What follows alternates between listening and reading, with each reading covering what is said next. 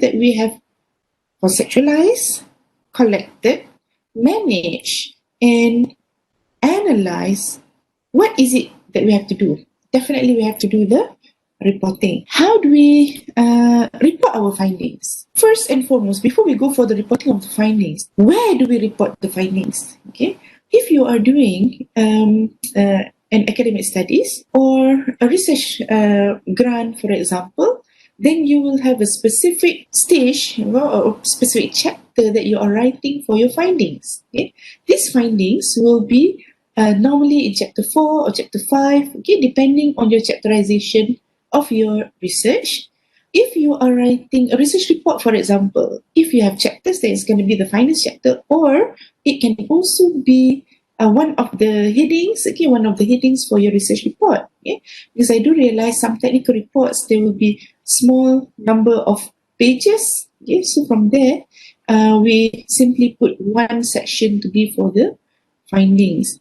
If you're writing an academic article, for example, this will be reported in the result section, result of findings section, which is after you have done the, this is normally for, how shall I say, research article, okay, where you begin with the background, literature review, and then you go on to methodology, for example, analysis, and then you will report your findings or the results, okay, depending on what is it that you are coming up with. Okay, is it an entire dissertation, an entire thesis, a specific chapter, research report, or an academic article? Okay, the idea is the same. The idea is whatever that you have gathered, okay, in the data collection, you analyze it into the format of interpreted, what shall I say, interpreted format lah. Okay, interpreted data. From raw data, you want to convert it into interpreted data. You have already gone through this in the analysis. You understand what is it required for your research. You understand that you need to answer the research question, achieve the research objective. Just yesterday, in one of the festival or seminars that I delivered my speech, okay, one of the participants asked, in our findings, do we report research question or research objective? Do we report research question or research objective? Yeah, and one of the speakers mentioned that you have to answer the research objective. Okay, but after that, during my session, I explained that why not we simply address both. Okay, you answer the research question, you achieve the research objective. Okay, because each of them cannot be standalone. There must always be a synchronization between objective as well as question. Therefore, it is nice if we can have the same number of objective and question.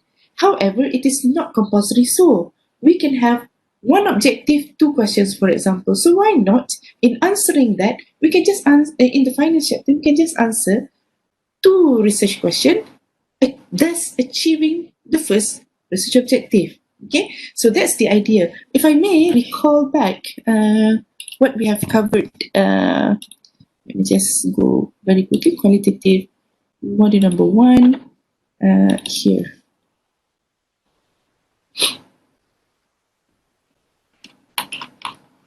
But this is not the completed one. Okay.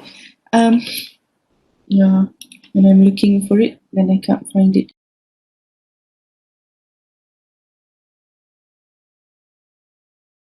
Oh yes, this is the one that I wanted to share with you. Activity sheet for creating the interview questions. We have already covered this in module number 2. Okay. For example, research question and research objective are very similar in this example. However, you could have different research objective or different research questions here, but they must tally in the same row. Okay, in the same row. It's not column, but it's row. Maybe different issues in the column, but it must synchronize with the same row. So when we have devised the interview questions to be questions 1, 2 and 3, 4 and 5, 6 and 7, okay, they are actually respectively responding to the question and objective, okay, in that same particular row. And we have also identified what are the main themes of that interview question, so that it is going to be the subheadings for our final chapter. Now, this is an example of, let me just go very, okay. This is an example of chapter 5 findings, okay. If we have 3 research questions, 3 objectives, then it is going to be as such. So 5.1 is going to be introduction. Stay there, okay. 5.1 is going to be introduction, and then we're going to go to perception. This is the first research question and objective, first interview question, second interview question, and so on and so forth as well. Okay, so these are the example of a, I shall say this is an example of a, it's either ethnographic or phenomenological design, okay, depending on what are the themes, what are the elements that we are investigating. Okay, but in today's class, we are going to cover how do we report our findings based on the different types of research designs that we have. Number one, okay, we describe the settings in the detail first. Okay, this could be at the beginning of the findings chapter or the methodology chapter. Yeah, we might identify in the findings chapter and discuss the themes, the major themes that we have identified for the research, including multiple perspectives, not only the perspectives of one person, one data source, for example. We can put good quotes, we can put good quotes, for example, the participants say what, again, because it's very contributing towards our answering of the research question and achieving the research objective. You can use useful dialogue and even metaphors or analogies, the ones that we want to put in as an example, to put in to illustrate further our findings. Yeah? We try to make the narrative or narration, yeah? We try to make the narration as realistic as possible, because we do not only want to explain one-sided the benefits of everything. Even if it comes with tensions or contradictions, we still have to explain. Now, this is a very famous question that I get as well. When I teach qualitative, my course participants would like to ask me this question. If for one particular interview questions, majority of the participants mention one aspect, and there is only one person who mentioned a different aspect, what should I do? Should I disregard this first one, meaning drop that interview transcript, or I should still report? Yeah. Now, qualitative is not simply about categorizing majority or minority, saying what, but you need to go further. Why and how? What justifies them to say that statement? Okay. Majority of the postgraduate students at this university likes to study at that university. Okay? One person or minority of the participants say they are not happy to study at the university. Okay? So, should we just say, yeah, my participants are happy? No. We still have to explain they are happy because of what reason, okay? And what are the motivations of them to feel happy? And then we ask this person, why do you say you're not happy? Okay, it could be diverse reasons. Example, I was expecting to get another university, or I misunderstood your question. I thought you asked me if I'm happy, so I said that. For example, so a lot of reasons that we can still justify. We still need to report this particular minority view. Okay, and even though it is not supporting whatsoever ideas, whatsoever thesis or conceptions that we already have at the beginning of the research. You remember about biasness of the qualitative researcher? We are always seeing bias. We are thinking that everybody coming to the university should be happy. So when you find someone who says they're not happy, and then we say, oh, I don't want to report this, yeah, for example, that shouldn't be the case. Even though we get responses that are contradictory to our conception, yeah, contradictory to our belief, we still have to report that. Okay, narration should be consistent with our design. Okay, is it? Okay, here. So in this section, I'm going to talk about the 5 different designs that we have already covered in module number 1, okay, on conceptualizing of research. Okay, for example, narrative. Okay, the first one is narrative. Narrative is storytelling, epiphanies, the ones that we want to tell stories. Okay, so it is typically in chronological order. For example, I am telling a story of the autobiography of the first astronaut of Malaysia. Then, of course, it's going to be chronological. What did he do when he was young? What did he do later? What did he do to join the astronomy club, for example? What did he do later? What was his experience of being selected? Yeah? And or narrative of a certain process and procedure of finding missing planes, kapal terbang yang hilang, finding missing aeroplanes.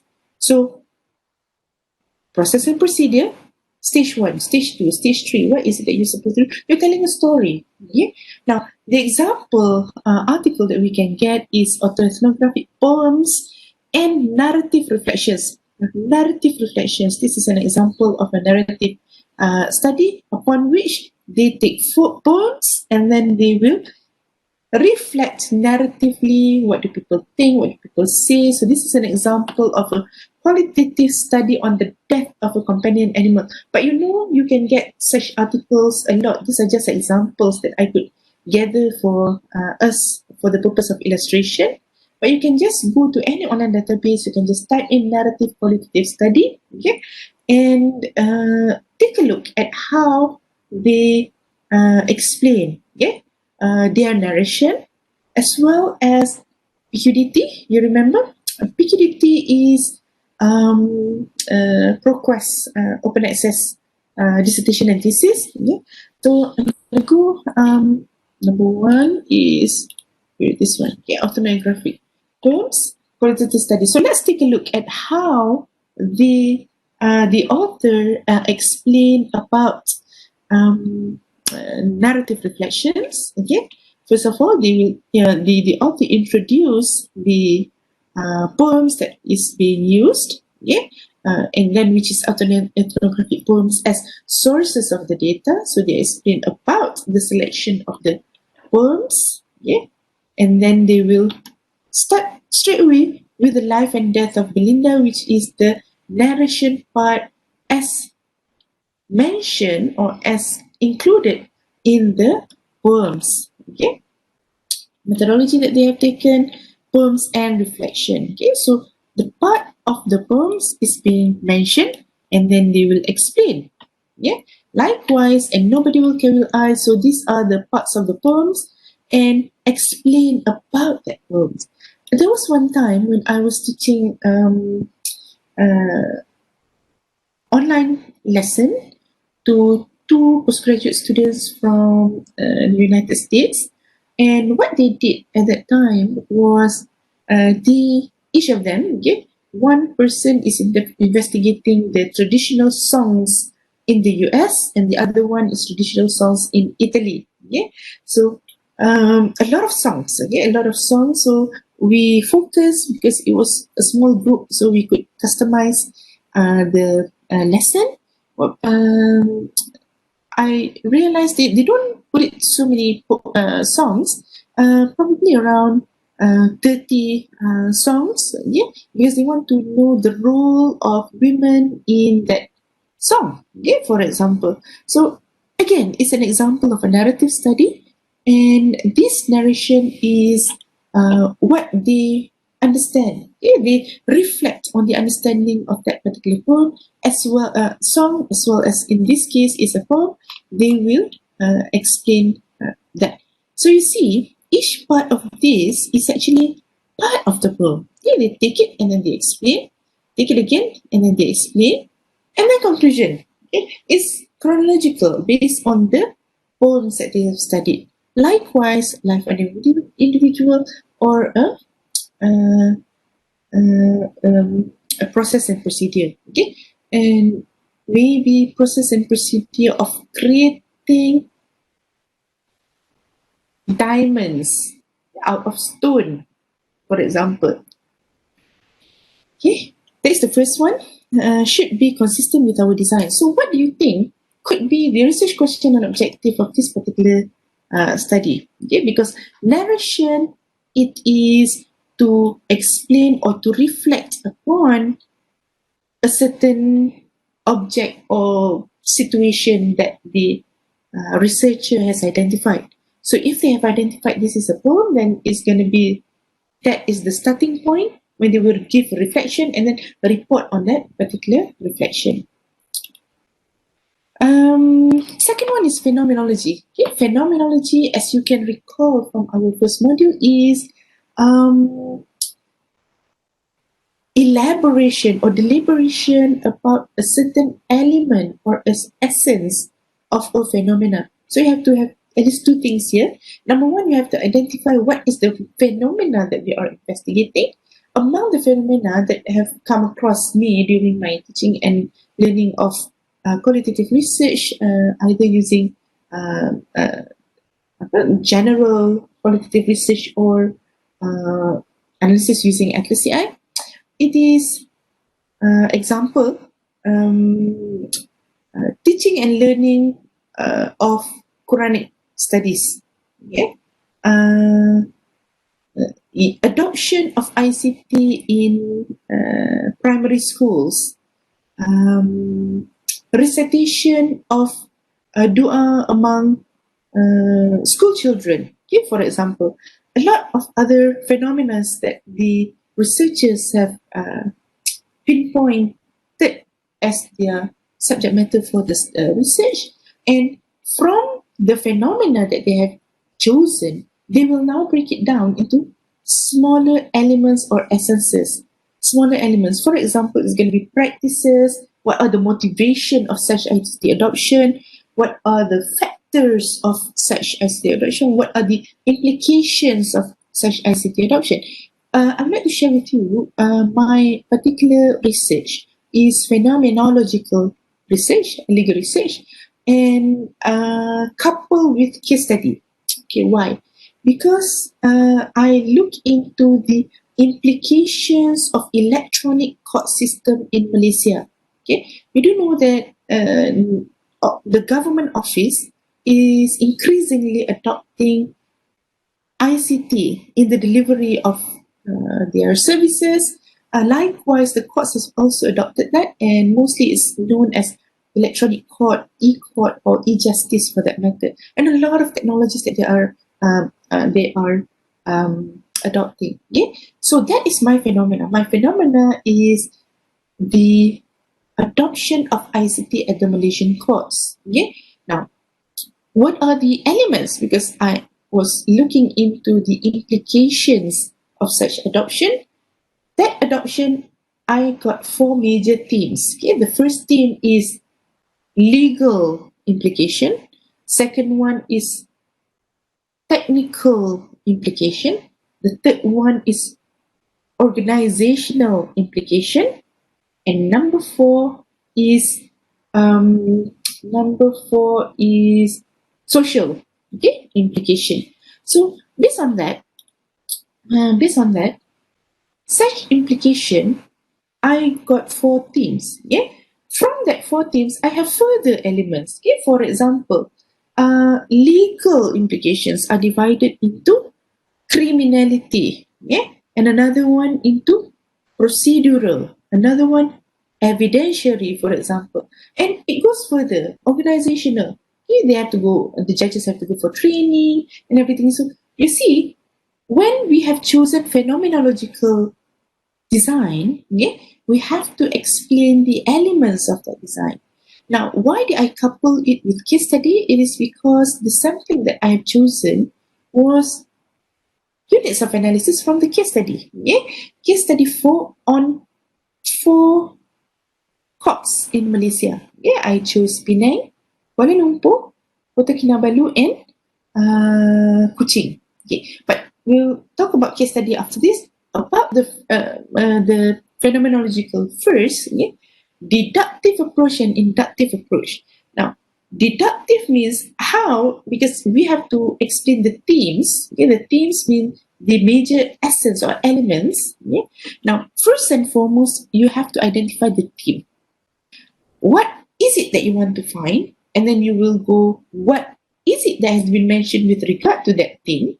And then quotation. So my example just now, legal, because implication are divided into 4, one of which is legal, and legal is divided further into 3. Okay? Criminality, and procedural, and evidentiary. Okay? So these are the major codes. So from the codes, I will find that there are statements from my participants. I interviewed the judges, IT officers, court admin officers, and the lawyers. Okay? Now, from here, I get the statement from each data sources to talk about the 3 legal implications, which will help me to answer my first theme, which is the implication. Now, that is the first method, which is deductive. I identify straight away. How do I know? Because I will read. I have read literature from my own knowledge, from my discussion with my supervisor, whatever sources that comes to me, then I will, I know straight away these are the implications. Now, the other way around, if you can remember, we still can build things based on the inductive approach. Inductive means, I do not know what are the implications yet, but no problem. I will just read through the statement by the participant, the interview transcripts. When I read that, I will realize that, this person is talking about evidence. This person is talking about procedure. This person is talking about whatsoever implications lah. Okay, from there, I will see they actually fall under legal implication. Now, whichsoever approach that we have engaged in, we should report it accordingly in our findings, right? Now, you will mention in the methodological chapter about the approaches that we have engaged, which is deductive as well as inductive. Support it with literature, very easy, you can find in any online databases, and from there, we will report it accordingly. Okay, this is an example. Vasquez article on employee retention for economic stabilization, a phenomenological study in the hospitality sector, international business lah. Okay, all right.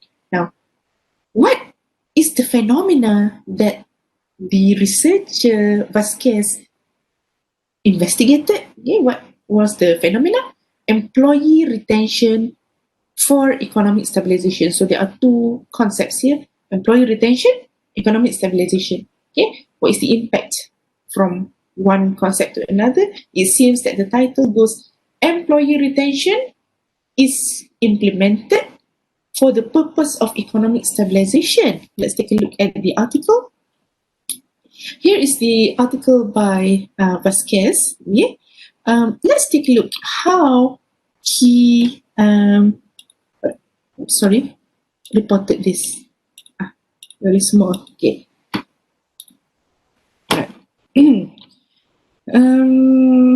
The study employed a qualitative phenomenological method to acquire the lived experiences of participants. Okay, the findings in what do they want to explain is to examine or investigate the study retention approach engaged by the employer, which if the company implements retention strategies, it can actually contribute towards economic stabilization. Okay, so from there, literature review still, literature review, economic effects of turnover, a lot of pages for this article, 18 pages, economic benefits, and then methodology. Qualitative phenomenological study, explore contributing factors, in-depth interviews. So there was one question that I asked last time. Can we carry out qualitative research without having a research design? Okay? Can we do that? You remember the answer? The answer was yes, you can. However, to justify your selection of the instrument, of the sample, of the population, so it's going to be a little bit difficult. So why not we choose any one of the designs, okay, so that it can help us to justify our selection of the sample, population, okay, instrument, okay. Now the aim, and then we talk about the sample, procedure, okay. Now results. These are analysis, okay, line by line technique, codification, and they use in vivo for this purpose. Okay. Now results. Each participant was assigned code for privacy and reliability purpose. So here is HE, hospitality employee. So each one of that has. So let's take a look at the 12 participants. Okay, 12 participants have been engaged in this study, and the discussion comes to the elements. Okay, what are the strategies employed by the employer, okay, for the purpose of employee retention? Conclusion and application, okay, like that. Application here. These are just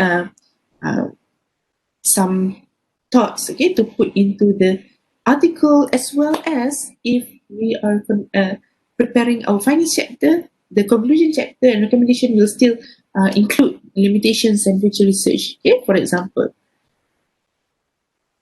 Right. Any questions? I think I saw some questions here. Okay.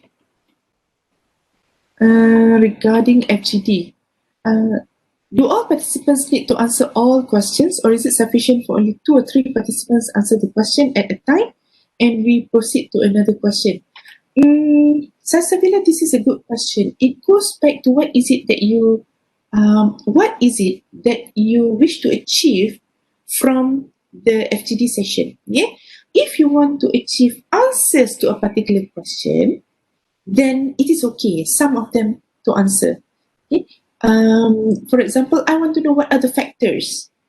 Of 5 people in front of me, only 2 persons contribute. The other just nodded or shake their head, for example. Okay, so it is okay. However, if you are doing discourse analysis, you want to examine the interaction among the participants, then you would need everybody to give response. Now, conducting FGD requires a certain level of patience, okay, as well as persistence. Some participants might be very outspoken, some will be quite timid. Okay? We can't control people, but the moderator would have to play a role. Okay? If it is significant for you to get everybody to say something, at least, yes, I agree, yeah, you don't need them to say I agree, so long you see their body language saying or they just, maybe they're not following, so you have to call them back into the real world. Okay, for example, how do we report FGD findings? Do we include all participants' responses or mention only the one that is significant to the study? I would say FGD is similar as interviews in terms of reporting, in the sense that you will still need to mention the significant ones as well as the insignificant ones, particularly if it is contributing towards answering your research question and objective. Okay? Even if it contradicts whatever that you want to mention, you still have to report that. Thank you, Salsabila, for asking very relevant questions for our reporting section here. Okay, that's good. The third one is ethnography. Oh, did I skip grounded theory? Is after this. Okay, it should be grounded theory first, but it's okay. Narration should be consistent with our design of ethnography. Okay, whereby as a qualitative researcher conducting ethnographic studies, we describe the setting and cultural themes that display the way the culture sharing works. Okay, now because ethnographic it involves a certain cultural practices or societal behavior, so we need to identify what is it that we want to know. Okay, for example, you need to decide the setting or the societal or the cultural themes that you want for man-eating population orang makan orang. Okay, so for man-eating population, what is it that you want to investigate? I want to investigate why these people eat people, how these people eat people. Okay, what is their motivation for doing eating? What is their preparation? What is their after that? So those are the things that we will appreciate better if we stick around with that group. Okay, we do not come one time to interview and then go back do the reporting.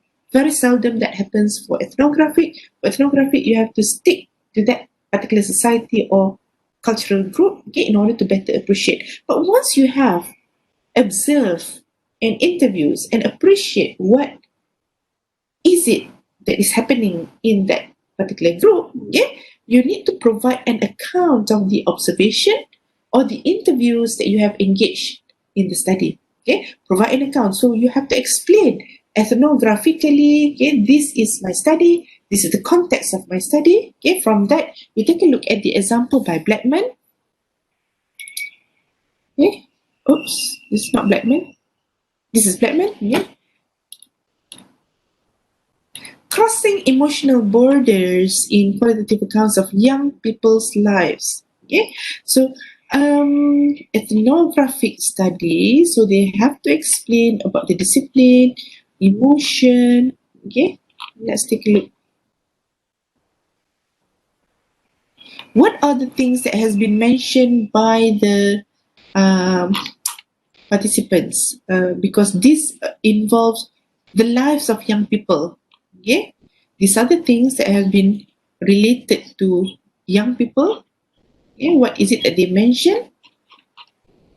Domestic violence. Okay, so the interview goes audio recording. Okay.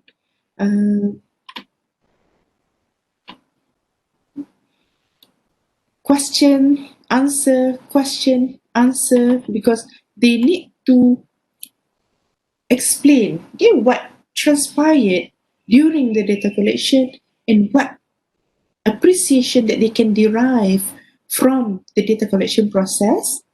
Okay, ethnographic sociologists and theories. Okay, so then again, ethnographic studies will be so much reporting something which is appropriate or focused or specific for that particular group that is being investigated. Okay, so in understanding that, I always give an example of this other story. What was that story? It's a Malay story, by the way. Legenda Budak Setan. Okay? I'm not sure if you have watched it. I did not watch it, but I read novels during my school days. Okay? Legenda Budak Setan 1, Legenda Budak Setan 2, Legenda Budak Setan 3. So this story is about the man, okay? Kasha, I think, the man taking up what subject? Photography subject, and he has to go for his final year project taking pictures at a fireman island. Okay, so he has to spend an extended amount of time in that village. So from there, it is also considered as an ethnographic studies, because that researcher will have to go and take photos, understand the people living in the fisherman village, okay, for example, and for the purpose of reporting, okay, what do they derive from that particular exercise that they have conducted. Okay? Now, grounded theory, you will realize grounded theory can only be inductive, it cannot be deductive, meaning the theme, the model or the theory cannot be at the beginning. Yeah, you cannot be guided by a certain model or theory. Why? Because grounded theory is to develop the theory from the ground. Okay, it means categories of information leading to a theoretical model. So we have to explain, if we're conducting grounded theory research, yeah, it must be coming from a certain research problem that we have identified, yeah, and then we decide what are the research questions. Then we begin with the theoretical sampling. These are the ones that we want to go and investigate. We go data collection, come back to line by line analysis because we wouldn't know what are the answers. So we have to come and analyze what does this line say, what does this line say. From there, you can generalize what is our findings. Okay? You do open coding, you label what that person says, yeah? And then you do constant comparison analysis.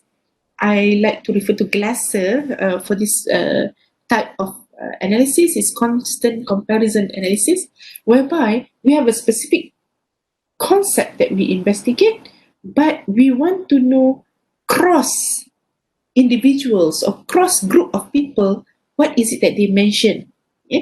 So that we can report accordingly. So from there, we will end up with axial coding. Axial coding is you will put a bigger label name to the code name that we have. We're going to look at example article after this who have demonstrated 3 types of coding: open coding, axial coding, and selective coding. Okay? So from axial coding, you will take a look at what are the ones that you should be contributing to our research question or objective. From there only, we will be able to come up with the theory, to develop the theory for that grounded theory research. This is a very interesting article. Disaster reintegration model, a qualitative analysis on developing Korean disaster mental health support model. Okay, so let's take a look at the article. Come down a bit.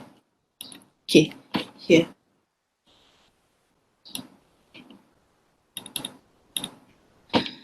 Okay, Yun Jong, I think it's Choi, and O'Donnell. Okay, in this particular case, particular research, they want to come up with a disaster integration model, okay, so that they can develop Korean disaster mental health support. So they adopted Strauss and Corbin's grounded theory model. Okay, so from there, we will take a look at the reporting aspect. Yeah? The reporting aspect goes the background, yeah? The material and the methodology. So the diagram just now, okay, it is actually taken from this article, okay, but it's actually a modification from Corbin and Strauss. Yeah? Here, they have to explain the research problem, the stages that they have undertaken in the grounded theory approach. Okay? So explain about the participants, data collection, okay, ethics approval, and then the results. From there, we will be able to see these are the background of the participants, and then we take a look at the what is it that the researcher wishes to come up with. They have done open coding. Open coding means inductive all the way. Okay? Mental health problems could be categorized into 130 codes, 43 subcategories, and 17 categories. Okay? So from there, they develop because they do single layer coding. Single layer coding means they take a look at the article. So this is an example of an article. What does this line say? This line says depression. This line says problem. This line says family background. This line says some other thing. Okay. From there, the items on the left-hand side is called as open coding. From open coding, is there any similarities among them? Take a look at any overlappings or redundancies, then you will come up with axial coding. Okay. Further analyze using axial coding, which we can take a look at these are some of the statements mentioned by the participants. Here is the table for open coding and axial coding. So they ask, what is the experience of the disaster survivors? Okay? So this is their experience. They talk about this. I had the experience of a major flooding in my village. Okay? I had fire of my house. I was involved in traffic accident. I had economic loss from my business, for example. So a lot of these participants, they mentioned so diverse information, but this information have been put into specific categories of open coding, which later on you take a look at the axial coding, which is, disaster damage. What does it mean actually? Oh, it is causing the mental health issue. Here is contextual issue.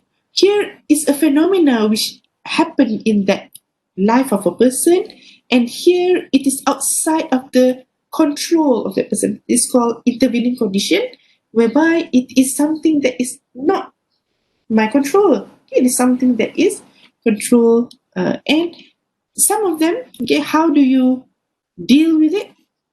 And they do action or reaction strategies, and then this is what they ended up with. Okay, they ended up with chronic health problems, being powerless. Now, you see, everything that is happening or everything that is done from we have gotten from the interviews or from the data, what we do is actually we label them accordingly. From the label, you take a look, this is the shared characteristics of that idea. Why? Because grounded theory, at the end of the day, they want to come up with a theory or a model from their data. At the beginning of the data collection, at the beginning of the analysis, there is a grounded theory researcher does not know what is the answer yet. Okay? What is it that they supposed to be focusing on? Because the data will speak for itself.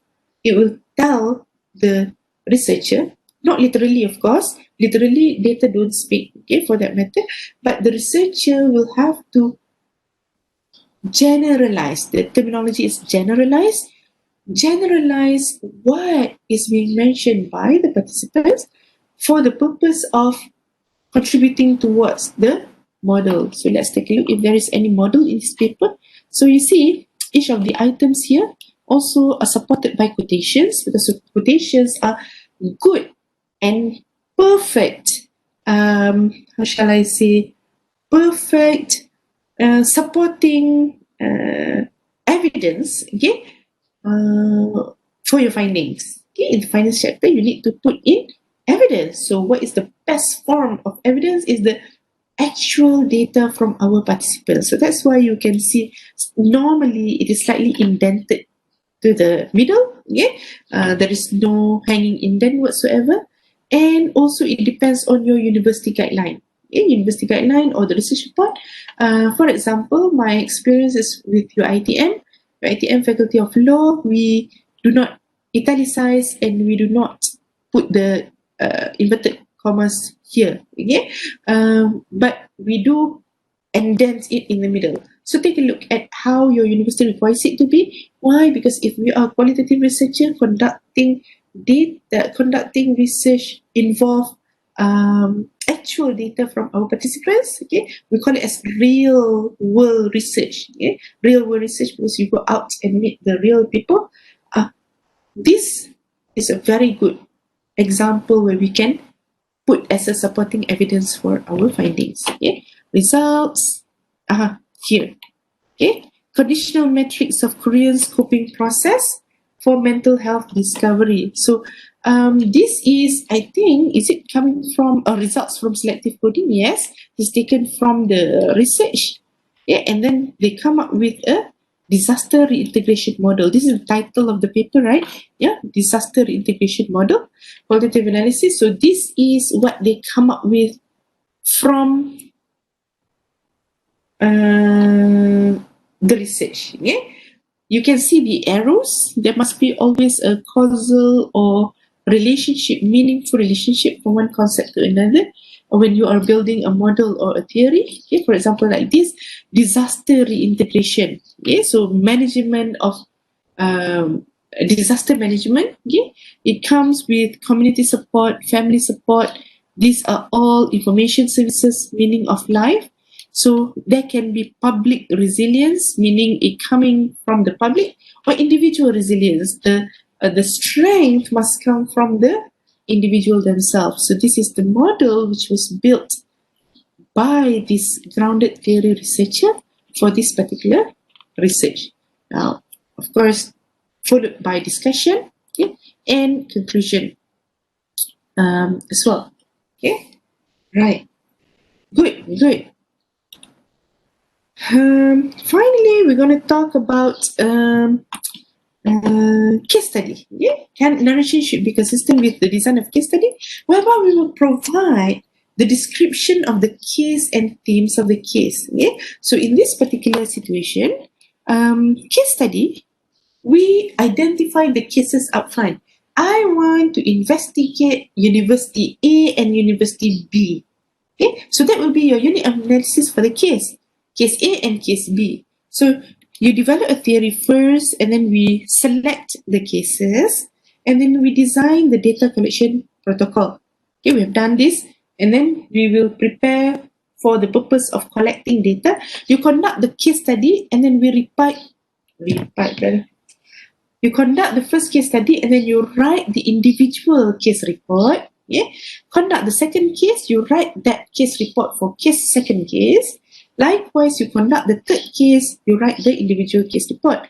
Like my own research, I give example of my own because it's very easy. Okay. I conducted 4 case studies.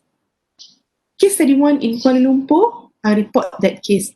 Case study 2 in Penang, I report that case. Case study 3 in Kota Kinabalu, I report that case. Case study 4 in Kuching, I report that case. Okay, now, why? Because the report that I get from the case for each and every individual case, we call it as within case analysis. Within case 1, this is what I got. Within case 2, this is what I got. Within case 3, this is what I got. But if we are doing case study for the purpose of our research, then we have to go further to do cross-case analysis. Within case meaning within that particular case, this is my finding. But now, each of that findings, there must be different concepts. So this concept, we have to investigate cross-case.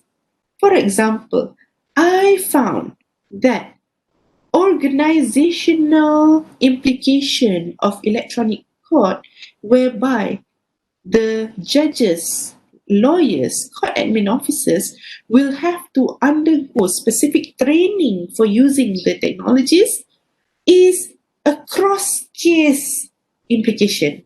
Yeah? Cross-case implication meaning all the 4 cases also have this particular implication. Okay, they have to learn because it's a new thing. They have to de-skill and they have to reskill. They have to de-skill about what they know manually. They have to reskill themselves with the new technological applications at the courts, for example. Yeah? Now, cross-case analysis. Of course, I have a lot of implications that I have found from each and every one of those, and I do realize that not all the implications apply for all the 4 cases. We can only know that if we are doing cross-case conclusion. Okay, now from the cross-case conclusion, I will then modify the theory that I have been holding on to, and I will also develop policy implications. This one, it need not necessarily be law, even though it's mentioned policy, and my own research involved recommendations for the amendment of Malaysian law, as well as creation of a new practice direction at the courts as well at the Malaysian bar. However, policy implications need not necessarily be legal studies. Okay? Any research that you're doing, case study, it will also involve improvement, how shall I say, better understanding of that problem, and you can propose improvements. Yeah, from that improvement, you'll be putting that into the discussion, the conclusion chapter, okay, which will involve the normally under the subheading of recommendation, okay, policy implications, for example, for the purpose of showing that, yeah, we have the findings. So what? Yeah, you don't only report the findings, you have to take a look from the broader picture. What is the government or what is the stakeholder of the information, how they can utilize your findings. Yeah? From that finding, I recommend it to the Malaysian courts, I recommend it to the Malaysian bar, I recommend it to legal practitioners, okay, about the implications that can be used and how they can manage the risk that are entailing the usage of the ICT at the Malaysian courts. For example, so policy implication, and then you write the cross-case report. In the report, you will explain about the individual cases as well as the cross-case report. Okay, let's take a look. I thought there is an example article. Maybe I forgot to put it here. Let's just take a look. Here. Okay, this is an example. Yeah, I forgot to put. Case study. In fact, I have gotten this from PQDT Open. So when you take a look at the search results, so what did I put? Case study. Here is PQDT. Okay, we already know about this website. You can just come to PQDT, put your keywords. Okay, what is it that you want to find? And from here, so many past research, past thesis and dissertation that have engaged in case study research. In fact, you can put other keywords as well for narrative theory, for example, which it will come up, okay, in provided it is reported in PQDT lah. Okay, now how long do you have time in order to read 49,921 open access dissertation and thesis containing the word case study only? Okay? So this is overload of information, but you can always take a look at how that is reported, especially if it is containing the specific keywords that you want. Not only methodological aspect, you can also put in your own conceptual keyword. Okay, for example, me, electronic court, electronic justice, e-court, e-justice, procedural implication, any keyword that you want to put. This could be very useful for our purpose. Now,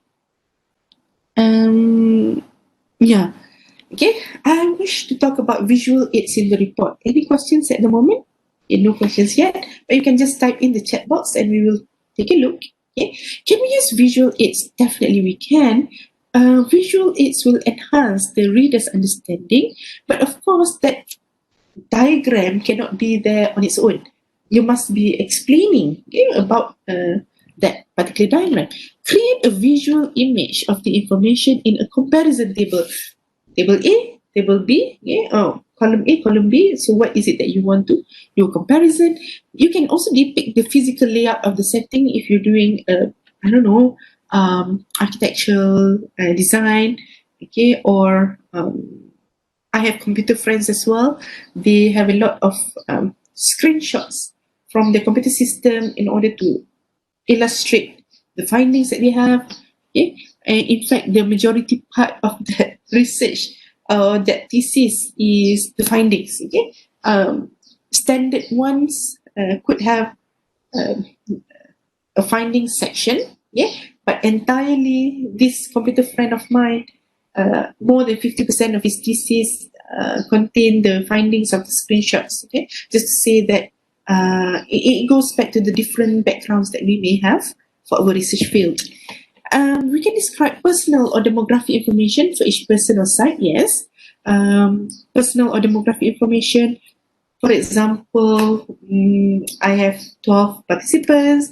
These participants, these are their background, and each of these background, what is their age, yeah, for example.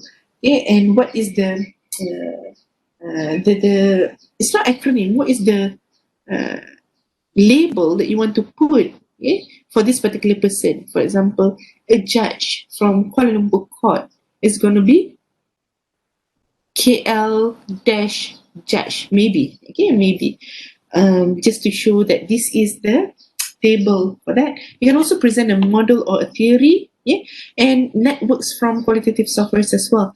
Now, it is my great belief, okay, that if you're using qualitative software such as Atlas DI, which I also teach for the purpose of analysis as well as supporting our findings with a diagram, okay, the diagram in Atlas DI, we call it as networks, and these networks will be it's not we create them out of the blues, using any modeling application out there. We created it in Atlas CI by using the actual data that we get from our participants.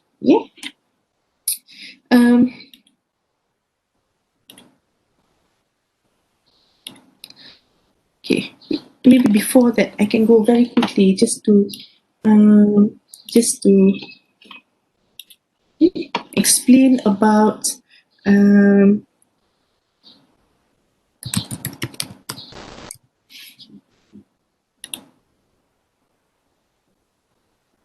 this is an article published in International Journal of Modern Education, I think, Modern Education. This is an example of article that we analyze using Atlas TI, and you can see here is the explanation about using Atlas TI for the reporting, and this is the background. Here, this is an example network from Atlas TI, which is a direct network output from the Atlas TI software.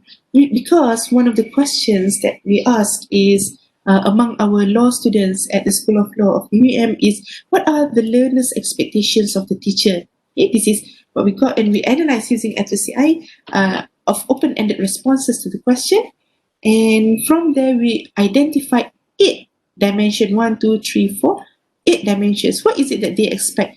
The students expect the teachers to be sporting, maintain interaction, introduce diversified activities, give good results, provide early notes, be innovative, provide storytelling, be creative.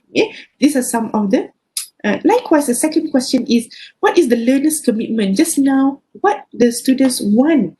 Here is what the students can give. They will diversify materials, they want to get good results, give full attention, commit to the activities given by the lecturer, I will improve my attitude, participate in group discussion, as well as commit to assignment. So this is some of the visual aids that we can use in reporting, reporting our findings, for example. And finally, we come up with the model. But this is depending on the research question for this particular paper. The title is, let me just type here at the chat box so that you can take a look. Please take some time to go through. Rancangan pengajian harian ini, RPH. Daily lesson plan is one of my data. Should I report them as visual or just a checklist on what teachers do that following the rubric that I made earlier? Paragraph, in terms of visual, right? In fact, you can do both. You can do a checklist or you can also do a visual, because we have a question from our friend here. Daily lesson plan is one of the data. Should I report them using visual or just a checklist on what the teachers do that following the rubric that have been identified earlier? So using a checklist will also deliver what is it that you want to do, because you want to say, yes, the teacher have completed 1, 2, 3, 4, did not complete 5, for example. And you can also put it as a visual. How? Visual, you can say this one is completed, not completed. In what sense and in what manner? So I believe this is a section of qualitative research as well. And if that diagram or that checklist table can provide you with your intended, how shall I say, intended outcome or output, then you can use it. I have seen someone, but it's not advisable to use both. Pick which one is suitable, because otherwise it's going to be fear of it potentially will contradict. We don't want that to happen, and it will open up potential or possibilities that the examiner will actually come back to us and ask us any defects or any deficiencies in the visual or the checklist. Good. Networks, okay, good. Interpretation in the discussion chapter. Interpretation is a step-back process because we take a look at one item, you cannot actually come up to a conclusion there and then. Even if you come up with a conclusion, you need still to check back. Okay, go back and check. Interpretation is a stepping back. You ask what all of this means. Okay, it's not actually neutral, and you can some of the options to demonstrate the interpretation element. We can give our own personal reflection based on our experiences or history. We can also compare our findings with the literature. Another word for this is triangulation, because you want to triangulate between the data that you have with the literature. And we can also summarize in a general sense what is it that we have found, because interpretation section is significant in qualitative research. Otherwise, it will be simply reporting. Simply reporting means from the data, what is it that you have? You dissect it into smaller chunks. You take what is relevant, you throw it into the findings chapter. Yeah? That is compiling. Anybody can do that. But the interpretation stage is to be done by the researcher who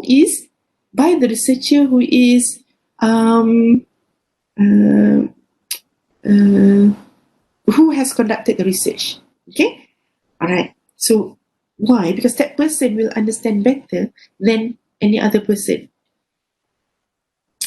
Interpretation in the discussion chapter. Let me just do that as well. Put pencil like the cat.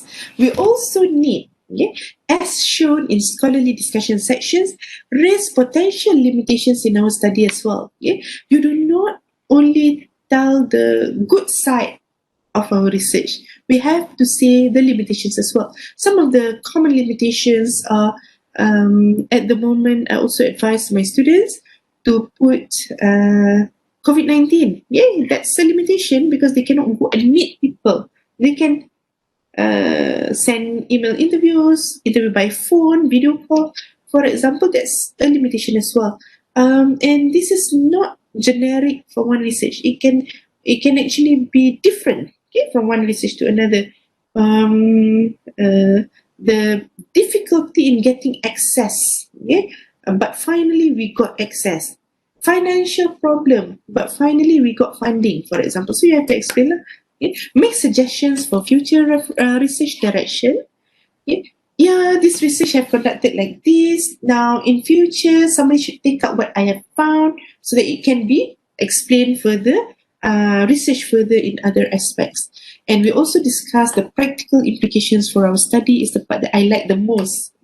I like the most because everybody can say, this is the findings of my research. So my question to them, so what? Okay, that's your finding. So what? What's the significance of having that finding? Now, the question goes, what next? What next from your findings? What do you want to do next? Do you want to, do you want to bring it to a bigger context? Do you want to bring it up to the higher ladder of administration? Do you want to suggest improvements? So what? So your improvements should be adopted by my research, because I did my research on electronic courts involving judges, right? Judges, lawyers, and IT officers. So what I did last time, I interviewed the Chief Justice of Malaysia, and when I completed my studies, Yang Ma'arif was still the Chief Justice of Malaysia, so I gave one copy of my PhD thesis. I'm not sure if Yang Ma'arif will actually read through every pages of my research, but at least at the last section contains the findings. What is it I found from Yang Arif's court, as well as from there, what are the relevant provisions that I think should be amended or incorporated into our Malaysian law. Likewise, your kids as well. So your research could be in education. So what is it that you want to improve on that in the education practices? Do you want to make it a policy manual? Do you want to make it a guideline? Do you want to make it into a textbook? policy document, okay, so that or white paper, okay, so that it can reach a further audience, and this further audience will read on our research. I think I have exceeded my time, but it's okay. We don't have so much left. Okay, here is the last section of the reporting section.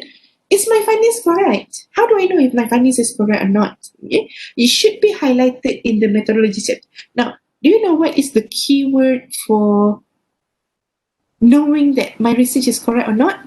There is no way that we can know our research is correct or not. It's not like a quantitative research that once you exceed a certain marginal number, then you will know this is correct findings or incorrect findings. But qualitative, no one can tell you that your research is correct or not. But okay, you will know if your research is correct or not. You can enhance the validity and reliability of your research, okay, your entire research, by adding in validity and reliability strategies. Okay, so in this case, the strategy should be highlighted in the methodology chapter. What strategy? I did member checking, I did triangulation, I did peer review, external audit. So these are some of the example strategies that we can use, yeah, in order to demonstrate the findings. Yeah. Now, the methodological aspect of it will be in the methodological chapter, whereby the actual implementation should be demonstrated in the findings chapter. Okay, findings chapter. Okay, for example, member checking. Members will check the accuracy of the account. Okay, you have a few researchers. Many researchers will actually double check what we have done. Triangulation is the easiest way, according to Creswell, not according to me. Creswell said triangulation is not to say it's easy, but it's within the control of the researcher. Yeah, you can look for themes across different types of data, different researchers, different participants. This article is also included in our Telegram group. Yeah? The article by Creswell, let me just go very quickly. Only 2 slides left. Yeah? 2 articles. The first one is by Creswell and Miller, 2000, and second one is Lincoln and Hooper, 1985. You can find more recent articles, but more recent articles also cite Lincoln and Hooper, 85, as well as Creswell and Miller, 2000. So what does it mean? Creswell and Miller, Determining Validity in Qualitative Research paper, introduces validity procedures within qualitative lens and paradigm assumption. Now, qualitative lens is from the eyes of the beholder, from the eyes of the researcher. Yeah? So what you can see from the left-hand side, the first row, lens of the researcher, triangulation, disconfirming evidence, and researcher reflexibility, they are all coming from the eyes of the person carrying out the research. Lens of the study participants, the respondents, the people who we met for the purpose of data collection. Lens of the people external to the study. External means we did not meet them for the data collection, but after we come up with the findings, we go and double check with them. Okay? Reviewers, readers, for example. Now, when you take a look, which one is the easiest for us to implement? It's going to be the lens of the researcher, because the first row, lens of the researchers, is the,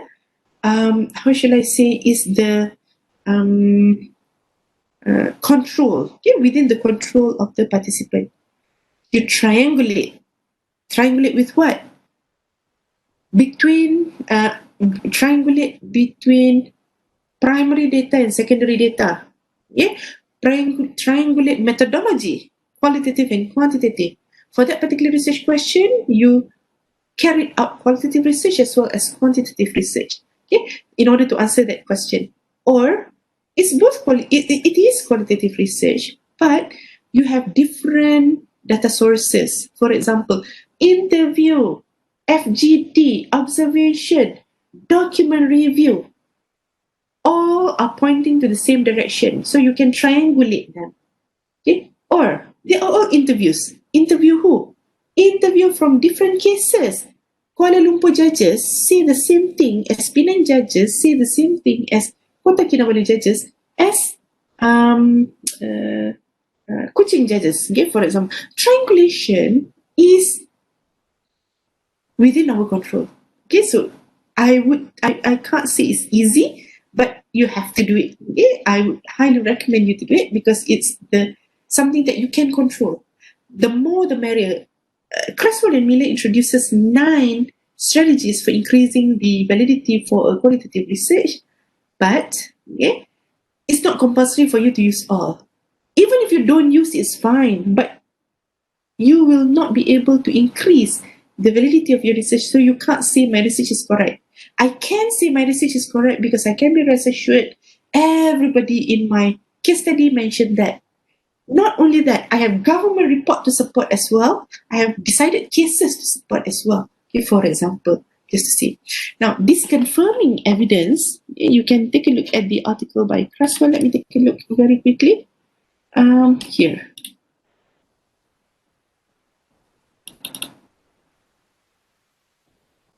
Okay, the article by Creswell and Miller. Creswell and Miller each explain about the lens used by the researcher as well as paradigm assumption, and they explain each and every one of it. You use triangulation, yes, you can explain about this confirming evidence, member checking.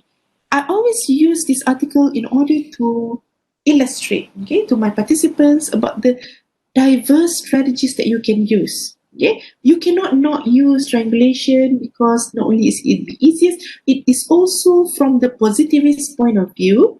Positivist, it means we are doing this because we need to do this. Constructivist, it is because we top up, okay, with the positivist approach because we construct, you disconfirm evidence which is not. Okay, triangulation, you choose something that you is pointing to your direction.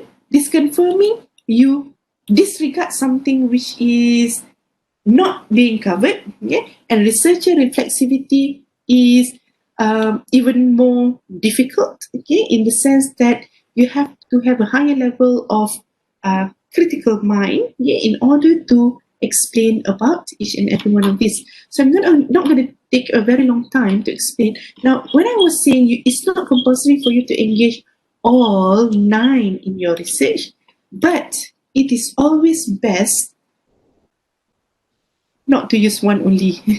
Okay, last time I used triangulation as well as thick and rich description because lawyers, right? Lawyers, they like to write a lot, discuss a lot, explain a lot. So triangulation and thick description. But you can also do audit trail, which is something very often that people do. This is my findings, so now I'm gonna get an expert to review it. Oh, this is my findings. I'm going to go back to my research participants, the respondents, in order to confirm, is this what they meant? Okay, for example. Now, each one of these strategies you can read further in the article by Creswell and Miller, which has been provided to you in our Telegram group. Okay, now, next. Apart from Creswell and Miller, we also have Lincoln and Guba, which is also very famous strategies in order to explain about qualitative ways of maintaining validity and reliability. Yeah? Now, if this is the quantitative term, this is the qualitative term. Why? Because the same strategy can be employed in quantitative as well as qualitative. Yeah. So because our webinar series is on qualitative, let's focus on this. How do you know? How do you increase the credibility of your findings? These are among the strategies that you can use. Also, in our article that has been given in our Telegram group, you can actually take a look at each explanation by the strategy explained by Lincoln and Guba. Transferability, yeah, transferability, it means you can demonstrate what you have for this case into another case. Okay, you can transfer the findings for case study. I did not go to Perlis Court. I did not go to Johor Court. But from my research, if I provide thick description and that thick description is somewhat similar to what is happening in Kedah, Perlis, as well as Johor, it can also be transferred to their context as well. Now, although that was not my intention, but my strategy was I use thick description so that other people can also come and take a look at my research. They can duplicate this finding for their own particular context as well. Maybe because I did on 4 states only, maybe somebody from Pahang or Johor, next time they want, Ani Munira conducted this research. Let's take a look at her context. I think this applies in our court as well. Okay, so they will generalize. They are the ones who will generalize my findings and fit it into their context. Dependability, okay, can you actually depend on my finding? Yeah, this is what I have: peer examination, triangulation, create an audit trail, okay, and confirmability. I want to confirm this is what I have done, okay, practice with reflexibility as well as triangulation. Okay, tangannya pelapun. Okay, alright, Alhamdulillah. We have come to the last stage of our module number 5.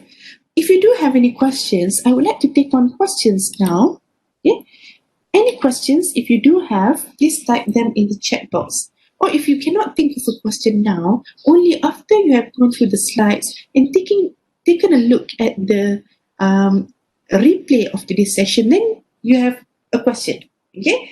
Then it is, I would still welcome your questions into our Telegram group.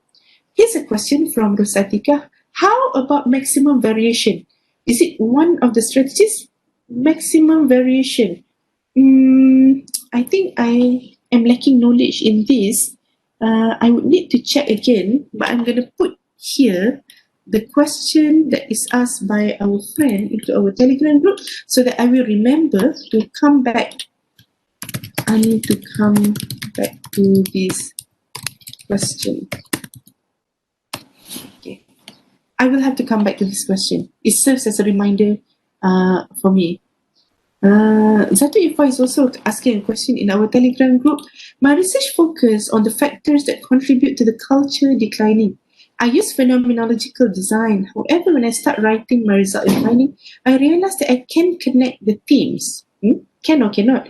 For example, I see the connection. I see the connection between community and religion. So I draw a model to show the connection.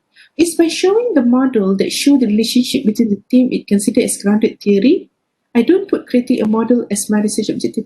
No, not necessarily, because grounded theory, it comes up from the data inductively. However, for phenomenological design, it is okay if you have inductive as well as deductive. Okay? From phenomenological study as well, you can come up with a model. Okay?